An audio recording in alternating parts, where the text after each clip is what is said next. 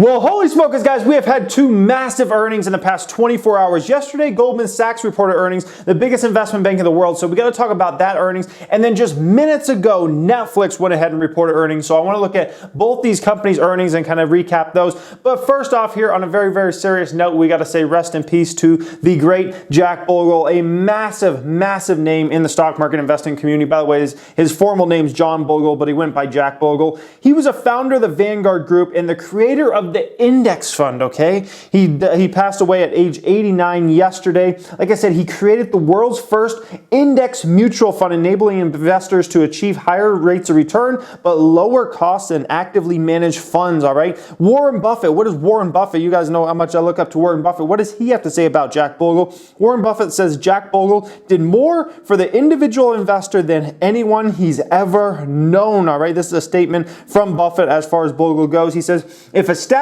is ever erected to honor the person who has done more for the American investors, then hands down the choice would be Jack Bogle. For decades, Jack has urged investors to invest in ultra low cost index funds. In his crusade, he amassed only a teeny percentage of the wealth that is typically flowed to managers who have promised their investors large rewards while delivering them nothing, as in our bets, less than nothing, or added value. In his early years, Jack was frequently mocked by the investment management industry. Today, however, he has the satisfaction of knowing that he helped millions of investors realize far better returns on their savings than otherwise would have been earned. He is a hero to them and to me. That was that's about as strong of a compliment you can possibly get from Warren Buffett, like the Oracle of Omaha. Very, very strong compliment there. Now, Jack Bogle, he did get very, very rich. Let's not fool ourselves. He was worth around $80 million, which is a massive sum of money, right? That definitely puts you well into the 1%. Like, that's amazing. But what you got to understand is in his position, he could have learned a lot more as a hedge fund manager or something like that. And also, he regularly gave his salary away to charity, which is a pretty honorable thing to do. So, the index fund, obviously I'm an individual investor. I pick stocks, so it's different, right? But as far as like, the people wanting to prosper with the stock market who maybe don't want to put in the work or don't have the drive to kind of look and research companies and invest their own money, like the next best thing after that, in my opinion, is an index fund, and actually just sticking your money in an index fund, and just, as the stock market goes up over time, your wealth goes up over time. And I think it's a great thing, and he definitely was a legend. Now, something I think is very interesting is at age 31, he suffered several heart attacks. So, I mean, imagine if he had passed away early in life, he actually probably never would have even ever, been able to start the index funds and whatnot. So that's pretty crazy to even think about, and how much of an impact he made on the world in a very positive way. So, the guy got to live a great life. He got to become rich. He got to give away tons of money to charity. He got to have kids, and got to live to be 89 years old. There's nothing really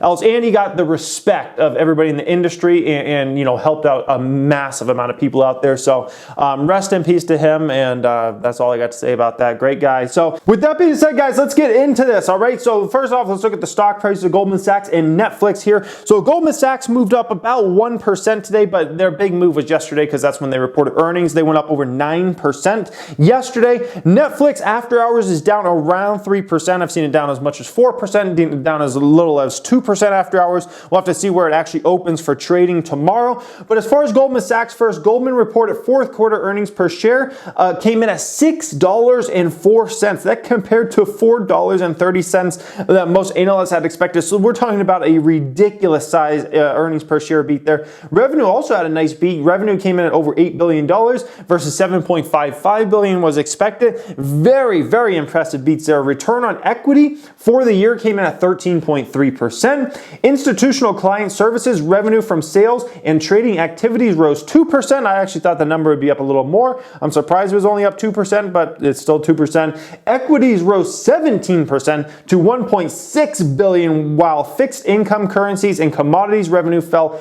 18%, all right? The total in fixed income results beat what most analysts had expected out there. So very, very strong earnings from Goldman Sachs, and that's always a positive thing when you kind of see a major investment bank like that kind of blow out earnings there, especially in a time period where it seems like a lot of companies are missing earnings right now, or maybe just trying to maybe come in line to have a big smash beat like that. Very impressive results out of Goldman Sachs. And like I always say, you might think Wall Street hates volatility in the market. Like the last quarter, we had massive amounts of volatility. October, November, December, which are the quarters that Goldman Sachs just reported for. Those were insanely volatile. You might think Wall Street doesn't like that. Wall Street can still make a lot of money in very volatile markets like that, and obviously Goldman Sachs did. Very impressive earnings, and I understand like why their stock went up 9% yesterday. All right, now on to Netflix. Like I said, they just reported earnings minutes ago. They reported earnings that beat expectations 3 days after the company obviously announced they're going to raise prices on their subscription service. We covered that on the channel yesterday, in my opinion, as far as that goes. Netflix reported that it added 8.8 million new paid streaming subscribers in the fourth quarter. Analysts on average had expected Netflix to do around 7.5 million, so that's a nice beat there on the subscriber numbers. For the current quarter, when prices will increase for new customers, Netflix predicts 8.9 million new customers. That's a big number there. Higher than analysts' expectations heading into the report. Analysts had expected about 7.8. So if they come in at 8.9, it's about a 1.1 million beat there. That would be insane, okay? Netflix said in October that its subscriber forecast numbers would likely decrease because it would stop counting free trial memberships as new subscriptions like they used to do. Netflix reported net income that came in at 134 million or 30 cents a share on sales of 4.19 billion. Analysts on average had expected earnings to come in around 24 cents on $4.21 billion of revenue there. So needless to say, I would say that the earnings were pretty good, okay? I wouldn't say they were great earnings because they didn't blow away numbers or something like that, but I would say they were pretty good numbers, especially on the subscriber numbers, very, very strong there. And so when I kind of look at Netflix at this point in time, I'm kind of looking at a stock that, you know, is in a position where if they could keep this up, they can keep adding these subscriber numbers as prices go up, then it's going to probably turn back into a hot stock on Wall Street once again, honestly, because if they can put up super strong numbers and they've increased on prices, Wall Street is going to get behind this and kind of throw out valuations like they love to do with Netflix stock, and this is going to once again turn into a very hot stock. But the question is, are they going to be able to hit these type of numbers? They're talking about 8.9 million new subscribers added in this upcoming quarter. That would be pretty insane, especially as prices increase, to add 8.9 million. So you know, we'll have to see if they actually report that. But as of right now, if they can hit those type of numbers, like Netflix is absolutely going to turn into that hot stock again that everybody on Wall Street just floods money into, regardless if it's at 150 PE or anything across the board. A couple other things I thought were interesting. One thing I thought was interesting is basically, one of the points I forgot to make here, guys, is Netflix is saying that their cash burn is going to peak this year and then it will start to go down. If you haven't been following, Netflix has basically been burning cash like crazy, which they're saying is obviously for their content, and obviously their content drives more and more subscribers, more loyal subscribers, brings in new subscribers, and all those type of things. But if you look at this chart here, this just shows you how bad the quarterly free cash flow has been and how it's just gotten worse and worse and worse for Netflix. But they're saying that they're going to clean that up and basically it's going to peak this year and then start going down. So it remains to see if that actually happens. But as of right now, obviously things have been ugly as far as the cash burn goes. But I just wanted to point that out.